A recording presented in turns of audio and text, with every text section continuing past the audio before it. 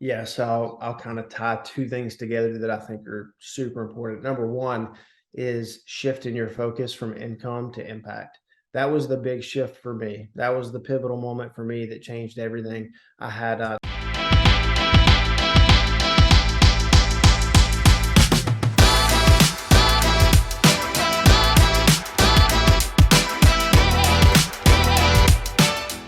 Welcome to the Real Construction Owners Podcast, where we interview real construction owners who are crushing it in the industry. Hunter, how you doing today, brother? What's up, man? Glad to be on here with you. Thanks for being on this call. You have an interesting story and a lot of attention is on you. Can you walk us back memory lane? Tell us before you got into the roofing industry, what were you doing and pave the way for us so we can understand why you got into this. Yeah. It's always funny, people ask, how'd you get in the roofing industry? And I think for 99.99999% of us, like we never planned on being in the roofing industry. It just kind of found us. I've run into like two kids that their dad was in the roofing industry, so naturally they wanted to be like their dad, and so they said, "I want to be a roofer when I grow up." But it's usually not like that, and it wasn't like that for me. So I come from a little small town in South Carolina called Travelers Rest. I'm still here. Was born and raised here. Went to high school here. When I was in middle school, high school, early high school, my parents started to kind of get into the drug scene a little bit. They had some issues. It kind of split me and my brothers apart to different. And so I was trying to figure out, man, like what was I going to do with my life? How was I going to make a name for myself and just figure out my own path? And so I decided I was going to join the Marine Corps. I felt like that was something that I'd be proud of. It would make me feel significant. It would give me validation. And so right out of high school, like just literally a couple of days after I graduated, I went off to the Marine Corps. That was June 15th of 2009. 2009. So I did that for right at 6 years. I also was a full-time firefighter and EMT for 5 years. And so I did those things, kind of balanced that, had fun with it. But I always had this burning desire to go out and chase the entrepreneurial dream that everyone talks about. From a pretty young age, man, I was always that kid like outside catching lizards and frogs and trying to sell them on the side of the road. I'd go out in the woods of South Carolina where there's old junkyards and get old scrap parts and stuff and try to take them and sell them. So I was always hustling and trying to make money for myself. And so, yeah, man, I started this little company while I was in the fire department called Upstate Hauling and Delivery. It's just a little moving company. That was the first business that I actually started.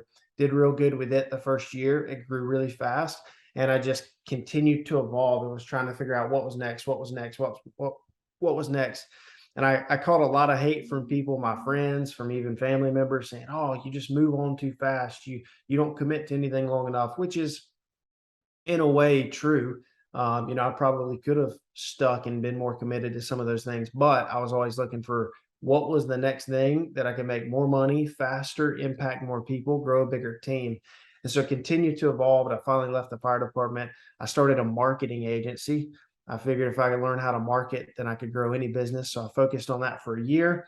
Some of my first clients ended up being roofers amongst a lot of other industries. I had coffee shops and fitness trainers. And what I found was it's pretty hard to make back $2,500 that I was charging the coffee shop. They got to sell like 2,500 cups of coffee to pay me, right? Mhm. One roof, that roofer could pay him again, pay him again, pay him again. And naturally, we were trying to get on more than one roof, but that's all it took for them to make their investment back. And so as we started growing in the roofing space, man, we actually rebranded our marketing company to just focus on roofers, nobody else. And we got this bright idea to start a roofing company as a case study. So that was really all Cornerstone was supposed to start at. We had Cornerstone, started that in 2017. I didn't really take it serious through 2017, 2018. I think we did like a million, then 2 million, but didn't really take it that seriously. Then in January of 2019 is when I really hammered down and I was like, hey, I'm going to quit the marketing stuff. I'm going to quit the consulting. I'm going to focus on Cornerstone and try to grow it. In 19, we built out Six Figure Blueprint, which is a platform we have for sales reps. We've shown that outline, that system to hundreds, thousands of roofers at this point across the United States, and a ton of people are using that same template that we have for Six Figure Blueprint. And so we grew that year, did about 5 million. At the end of that year, I missed the fire department. I'd left the fire department. I left the Marine Corps. I missed that brotherhood. And so I started RoofCon in 2019. We had RoofCon 2019 in Nashville in November. We had 40, maybe 50 people there. I had some great speakers, but it was super small. I was really disappointed. And, I honestly, when we left the event, I was thinking, I don't know if we're going to do this again. It's a lot of work, and I was kind of embarrassed. Nobody showed up, and if there was 40 people there, man, like 39 of them were on Facebook talking about how it was the best event they've ever been to, because we just brought something different to the industry. There's plenty of great events out there. I'm not knocking any of the other events. There's great events, but most of them, they focus on how to just make more money. We're focused on how to make more money, but first, how do we develop as human beings, as better fathers and mothers and husbands and wives, uncles and aunts? How do we become better leaders for our teams? And so we really prioritize personal development before business development, and it caught fire. And so the next year, 2020, Cornerstone continued 18 million in sales, and RoofCon in 2020 had 900 people. So we went from like 40 or 50 to 900. And then in 2021, 3,000. This year, we're expecting 4,000 to 5,000, 200 to 250 vendors. Cornerstones continue to grow. I think that they just messaged me this week, said they broke 15 on the year this past week. So probably $20-25 million run rate for this year for Cornerstone. And then we launched roofing.com. So we bought roofing.com from the original owner. He had it since like 1996, paid a good bit of money for that thing. And we haven't even publicly announced this yet, but January 1st, we're going live with a franchise program.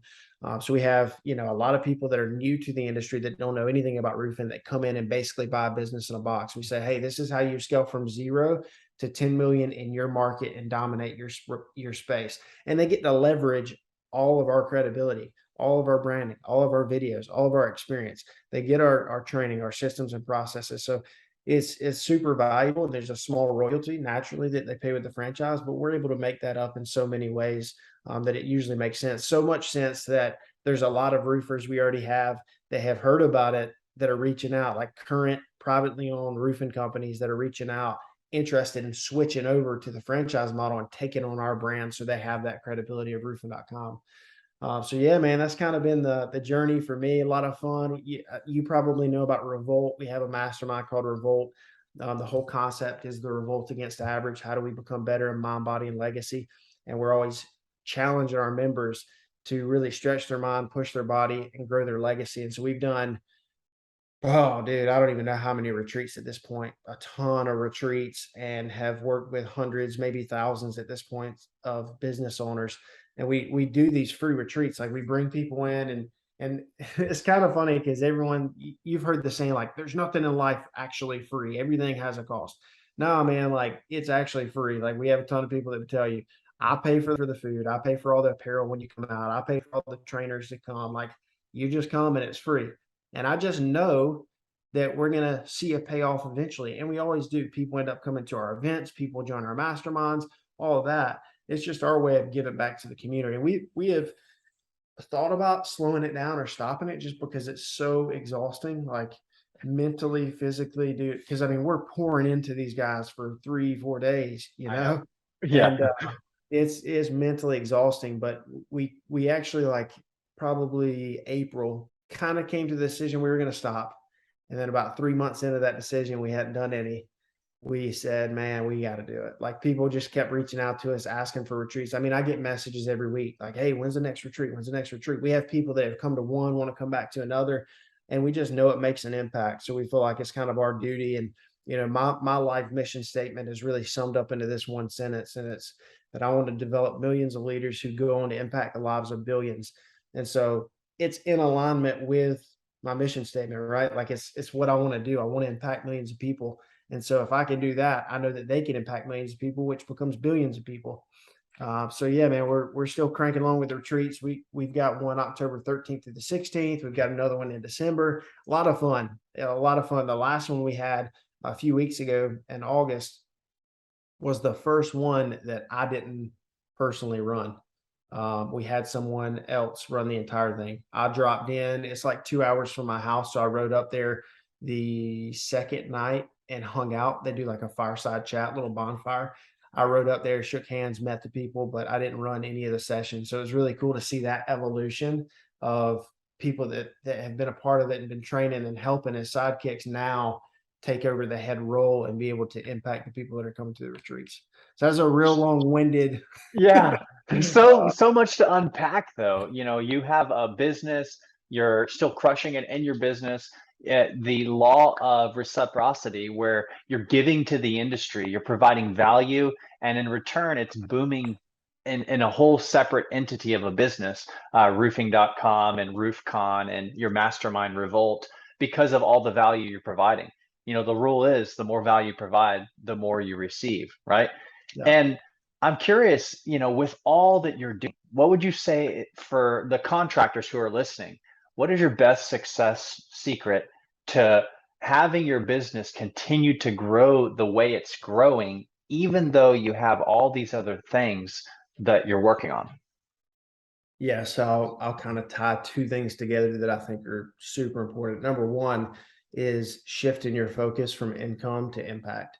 That was the big shift for me. That was the pivotal moment for me that changed everything. I had this flag behind me here is the flag that was on my old partner's cross. He was on his way to work at the fire department, got hit head on by a guy running from the cops and lost his life immediately. And that was for me like one of the first times in my life where I felt like someone was taken too soon. We always hear that saying, gone too soon. And, maybe you've had a family member, a brother, a sister, a kid, a best friend, whatever pass, and you're upset about it and you're disappointed. And that was that moment for me.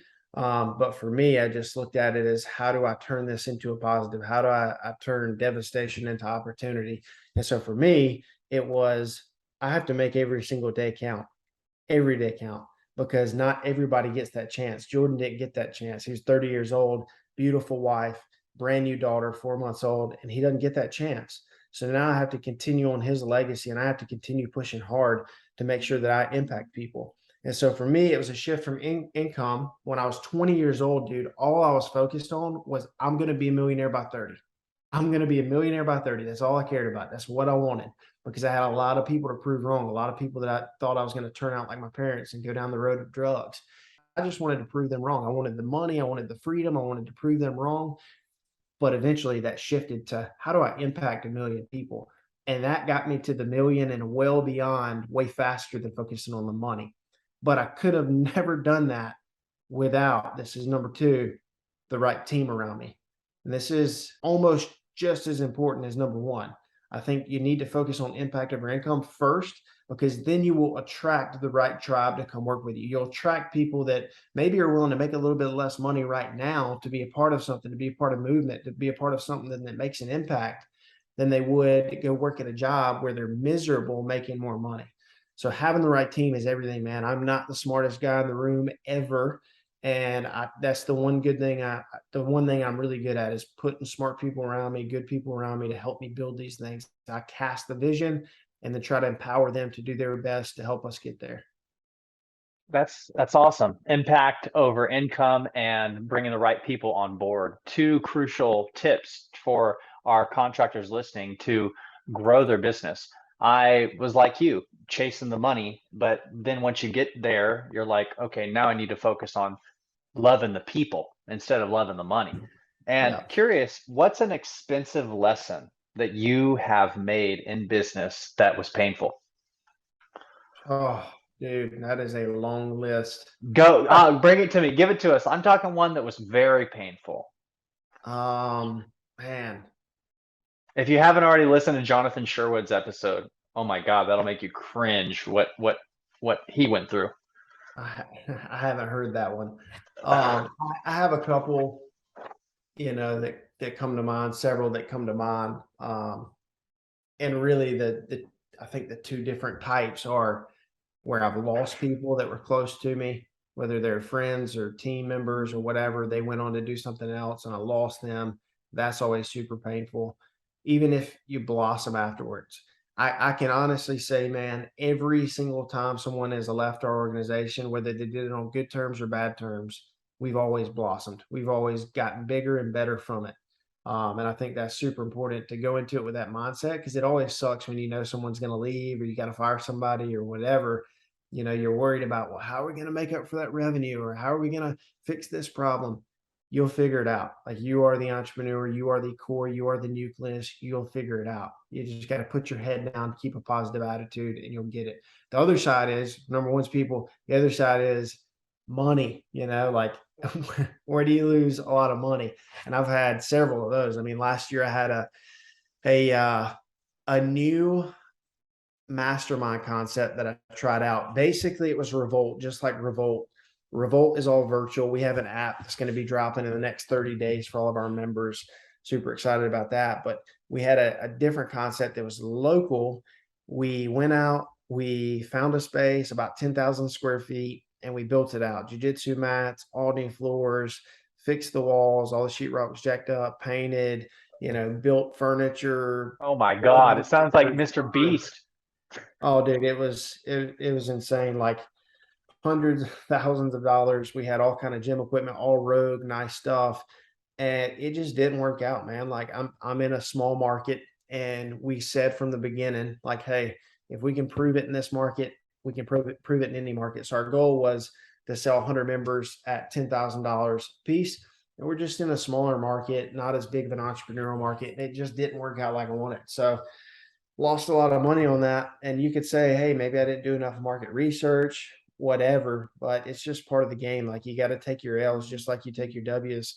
You're going to get some L's along the way, but I can tell you, like, I would not be where I'm at financially or credibility wise or any of the stuff had I not taken L's. And I've got a lot of those L's. Like, I have stories that make me sick to think about. Dude, when I was in 2014, I think it was, I was still at the fire department this time and in the Marine Corps. I started an antique shop. And what I think I ended up making money on the antique shop. Like, when I sold it, I sold the company, but it was such a pain. Like, I loved antiques, and I was always like, anytime I go to the flea market or a store, I was always buying antiques. And so I just wanted to start a little shop. And so I did, again, here in my little hometown. And man, going up there and trying to work some of those shifts, I was like, what am I doing? I'm going to freaking lose my mind. This is not worth the time or the money. So I shut that down. And again, I made money on that venture, but it's one of those, I look back and I'm like, if I did regret things, I would regret that. Yeah. And then, I have some others too, but I don't. Gosh, What that's awesome. Thanks for sharing those stories. I'm curious, what's an investment that you've made that has surprised you? Whether it be real estate, Bitcoin, a mastermind, yourself, or in your company. Yeah, I think investing into yourself is always the best play. I've been pretty heavily invested into crypto, real estate, businesses, my own businesses, startups, investing in startups. Travis Chappelle, I just invested in his business, Guestio. If you know Brad Mortensen, Rep Card, I'm supporting the gear today. It's an app for all sales professionals.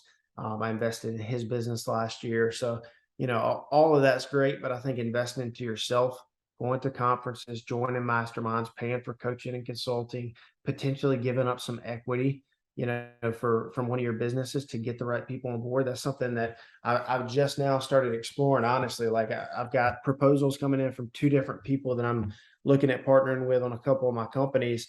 I've done it in the past with people myself, of saying, hey, I'll consult you, I'll be on the board, I'll help you, I'll bring my relationships, my expertise, all of my past bad experiences, and tell you what to avoid. I'll bring all that to the table for equity.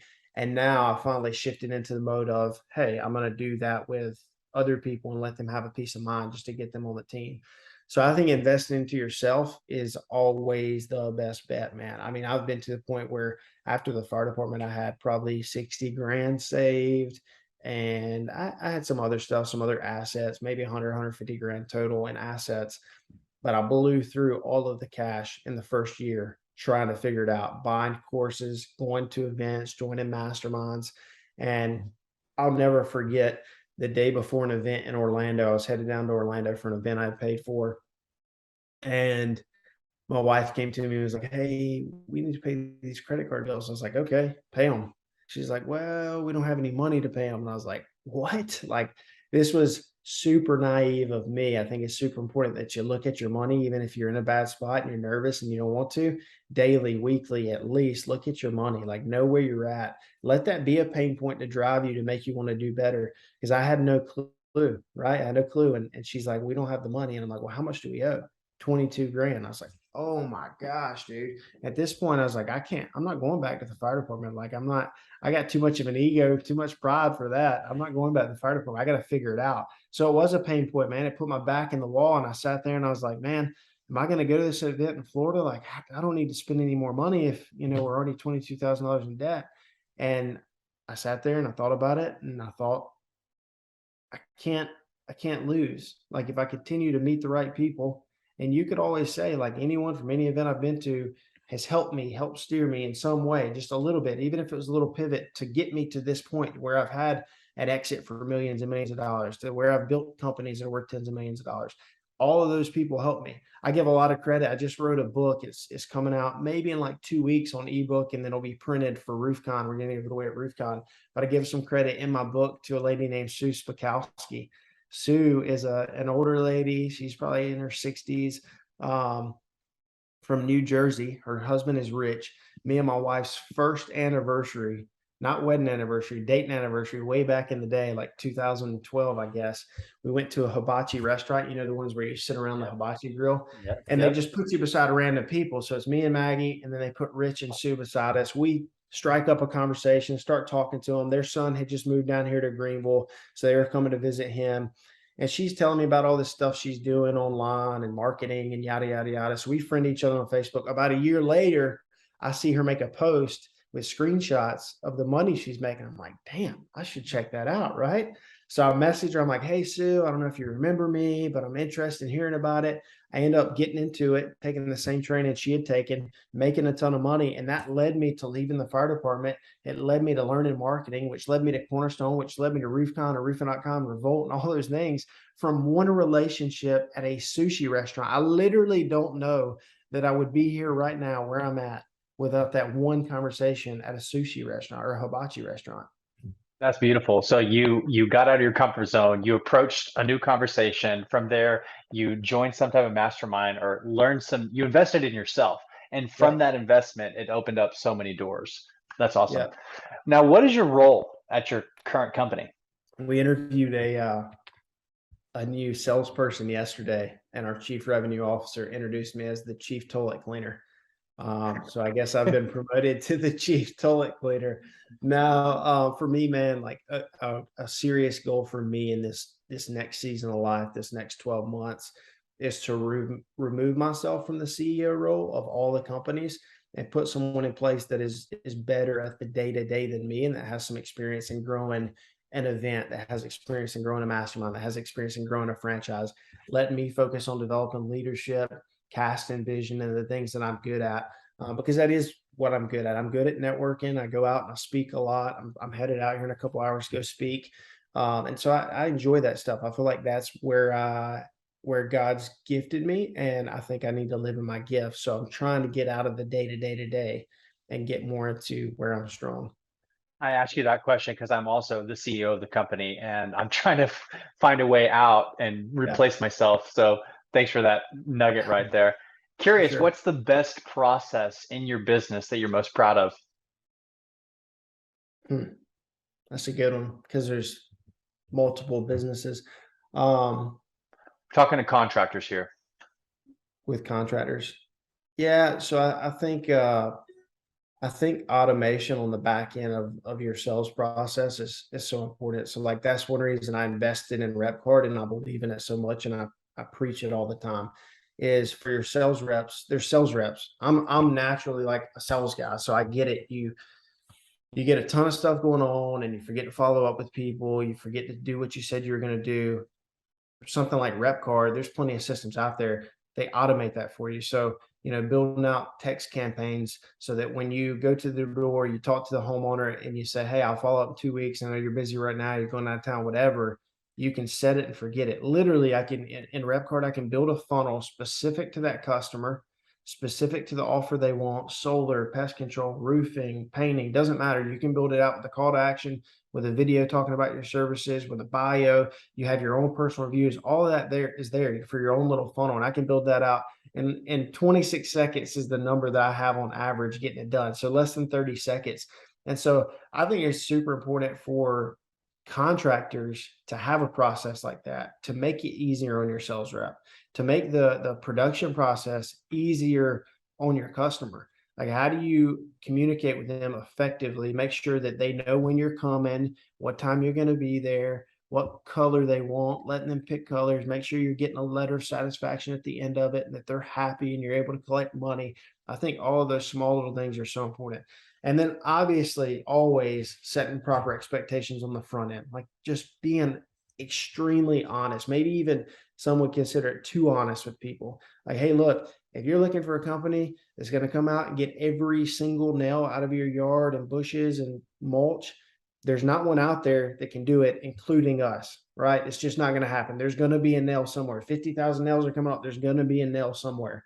So I want you to know that, be clear that this is our process. This is what we do. We run magnets. We have tarps. We have catch-alls. We use dump trailers.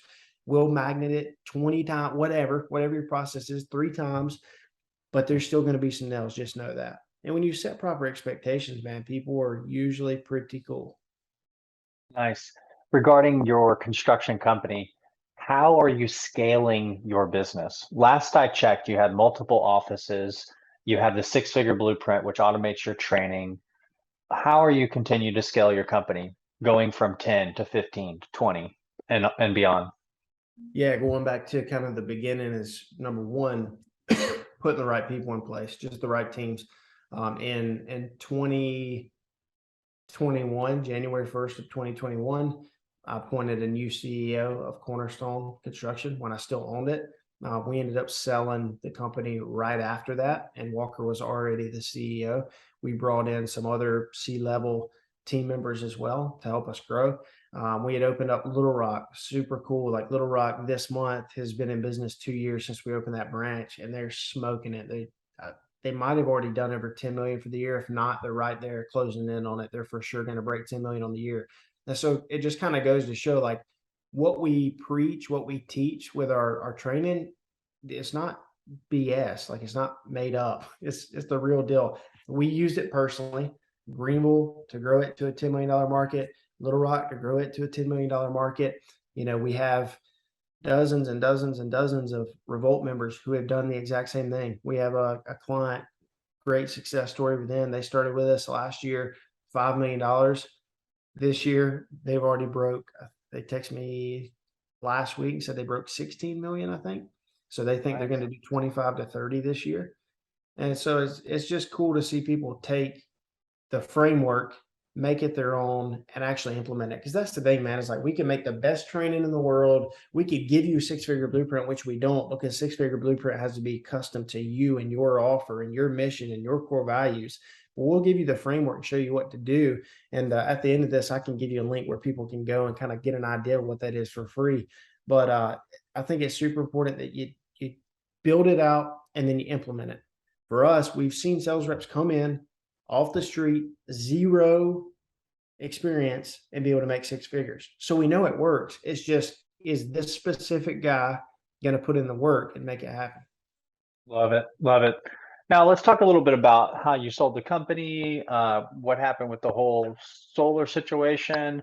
I've seen some talks about it, but I'm in my own world. I haven't listened to any of those, but my audience, I'm sure they'd like to know. Yeah, for sure. Yeah. So 2020, end of 2020, I started getting pretty serious about learning how to exit a business. You know, I was growing a couple at the time. I wanted to figure out, how do you grow it? How do you get the highest multiple when you go to sell, when you exit, whether it's to a private equity firm, an individual, whatever. And so I joined 2 masterminds, one called the Multiple Club and one called Exit DNA. That was like late 2020. Well, early 2021. So yeah, January of 2021, the owner of the Multiple Club reached out and said, "Hey man, I've got a guy that's interested in buying your company, Cornerstone. You should meet him." And I'm like, "Hey man, I don't think I'm really interested. I can't get what I want for it right now. I think I need like 2 more years to get the number that I want." Because I had a number in mind. And he's like, man, I think it'd be worth it. I think they're willing to pay you pretty well because they want what you got. They want, the training and to see some of the things you're doing. They want access to the roofing space because they want to acquire more companies. And if nothing else, it'd be worth the learning experience. So I agreed with him. I was like, yeah, it'd be worth the learning experience. I'll come out, negotiate whatever, see what they're looking for. Maybe we don't have it. Maybe we do, and we can figure it out. So I did that. I flew out there in February of 2022. We ended up negotiating, getting a deal struck. They made me an offer that was way too good to refuse. And so I took that offer. It was more than I was even hoping for. So we did that. I rolled into the bigger umbrella company and started focusing on acquisitions. Walker was already in place as the CEO, so I wasn't focused on Cornerstone really. He was taking care of that, and the team was, and I was just focused on acquisitions. How do I go acquire more companies? And I did that in the first 30 days. I brought on a company out of Indiana. I had probably a dozen others lined up with P&Ls who were interested in being acquired. And then pretty quickly, their model shifted. They didn't really want to be in the roofing game anymore. They wanted to get out of the roofing game, focus on solar and EV. And so we ended up coming to an agreement this year where I've taken Cornerstone back. I kept about 75% of, I kept 100% of the cash and about 75% of the stock that was originally given to me for me to just walk away from the deal. I got Cornerstone back, and then they got some of their shares back that I had originally got. And you got some cash. That's awesome. What were the big lessons that you learned from that? Man, that was I was almost going to mention that one for my hard lesson earlier, but I figured it would come up later so I could tell it then. Man, I think it's super important when you're looking to sell your company. Everyone talks about the buyer doing due diligence, but it's equally as important to make sure as a seller you're doing due diligence. When I look back, I don't regret anything. I'm appreciative for, their original offer, for them looking at us and saying, hey, this is a company worth buying. I'm disappointed in how it all went down because there was some nonsense that went on to make the deal happen the way it happened this year, where I got it back. But it just is what it is, man. It's a learning experience. I've learned to do my due diligence on a buyer just like they're doing it on me. Beautiful.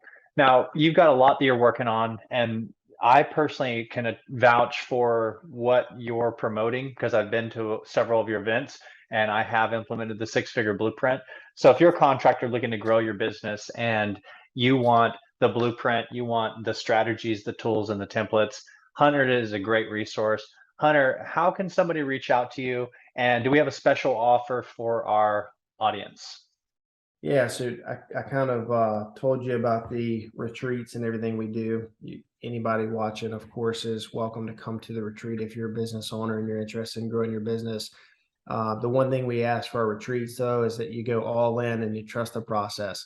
When we get you there, some of our exercises, and I don't mean physical exercises, I mean the training that we do, it may make you uncomfortable, but we're going to push you out of your comfort zone to become the better version of yourself that we know you have inside of you.